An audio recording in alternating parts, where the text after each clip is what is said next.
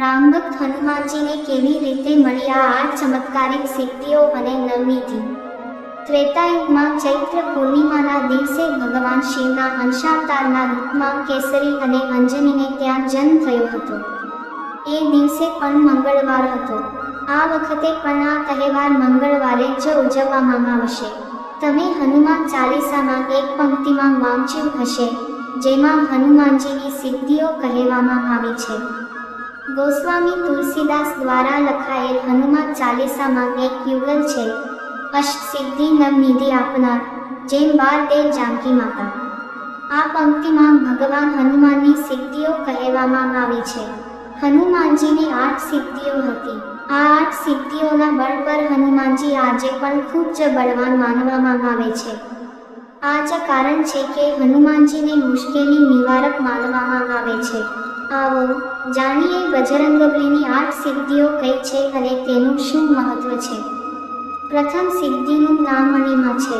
હનુમાનજીને મળેલી આ અણિમા સિદ્ધિનો અર્થ એ હતો કે જે વ્યક્તિ સિદ્ધિને જાણે છે તે કોઈ પણ વસ્તુમાં ખૂબ જ સરળતાથી પ્રવેશ કરી શકે છે. પોતાની ઈચ્છા મુજબ પોતાનું સ્વરૂપ ઘટાડીને વ્યક્તિ કોઈ પણ વસ્તુમાં પ્રવેશ કરી શકે છે, તે પણ કોઈને દેખ્યા વિના. હનુમાનજીએ અણિમા સિદ્ધિ દ્વારા જ લંકાનું સંપૂર્ણ નિરીક્ષણ કર્યું હતું.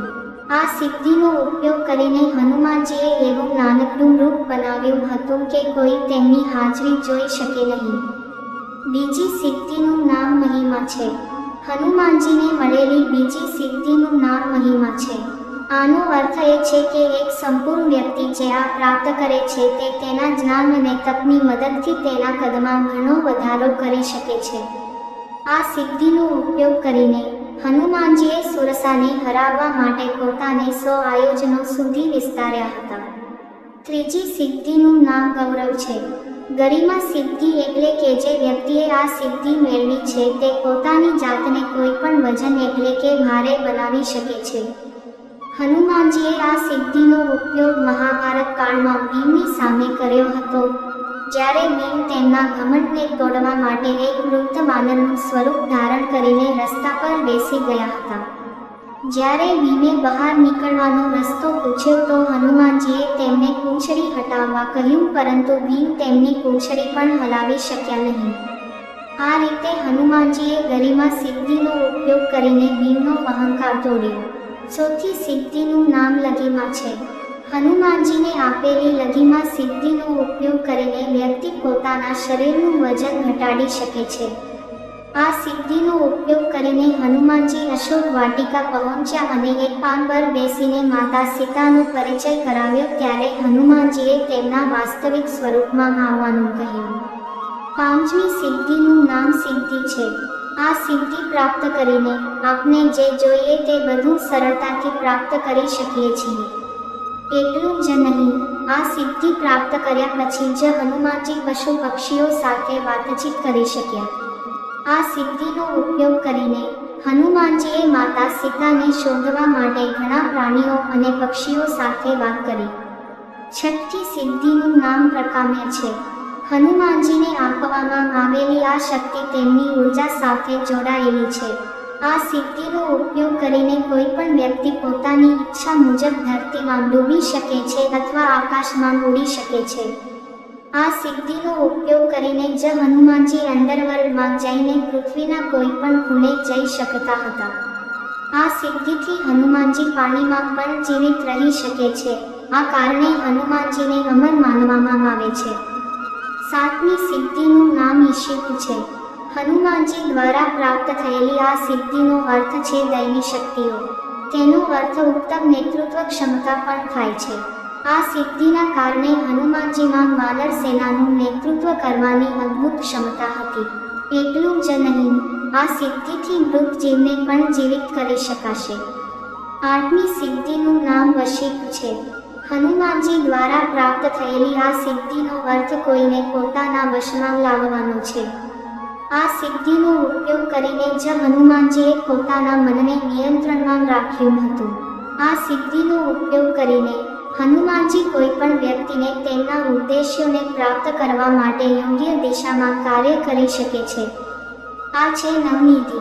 પદ્મનિધિ, આ ભંડોળમાંથી સાત્વિકતાના ગુણોનો વિકાસ થાય છે. આવી વ્યક્તિ સોનું, ચાંદી વગેરેનું દાન કરે છે. મહાપદ્મનિધિ, ધાર્મિક લાગણી પ્રવર્તે છે, દાન કરવાની ક્ષમતા આવે છે. નીલનિધિ, નીલનિધિ રાખવાથી વ્યક્તિ સાત્વિક રહે છે અને તેને ક્યારેય પૈસાની કમી નથી હોતી. મિલકત 3 પેઢીઓ સુધી ચાલે છે. મુકુંદાનિધિ, તે રજોગુણનો વિકાસ કરે છે. વ્યક્તિ રાજ્યમાં રાજા જેવું સન્માન પ્રાપ્ત છે. નંદ નિધિ, આ નિધિમાં રજો અને તમો ગુણોનું મિશ્રણ હોય છે. એવું માનવામાં આવે છે કે આ નિધિની અસરથી સાધકને લાંબુ આયુષ્ય અને સતત પ્રગતિ પ્રાપ્ત થાય છે.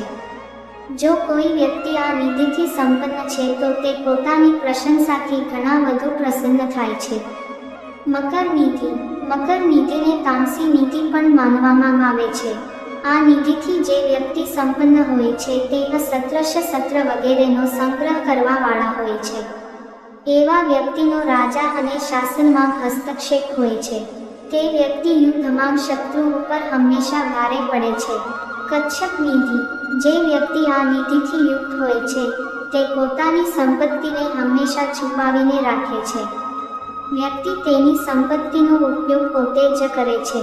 શંખ નિધિ, જે વ્યક્તિ શંખ નિધિથી યુક્ત હોય છે તે વ્યક્તિ ધનનો ઉપયોગ પોતાના સુખ માટે કરે છે, જેના કારણે જ કુટુંબ ગરીબીમાં જીવન પસાર કરે છે. ખરુ નિધિ, આ નિધિને મિશ્રિત નિધિ પણ કહેવામાં આવે છે. તેના નામને અનુરૂપ આ નિધિથી સંપન્ન વ્યક્તિ બીજી 8 નિધિનું સમિશ્રણ હોય છે. જે વ્યક્તિ આ નિધિથી સંપન્ન હોય છે તે મિશ્રિત સ્વભાવના કહેવાય છે.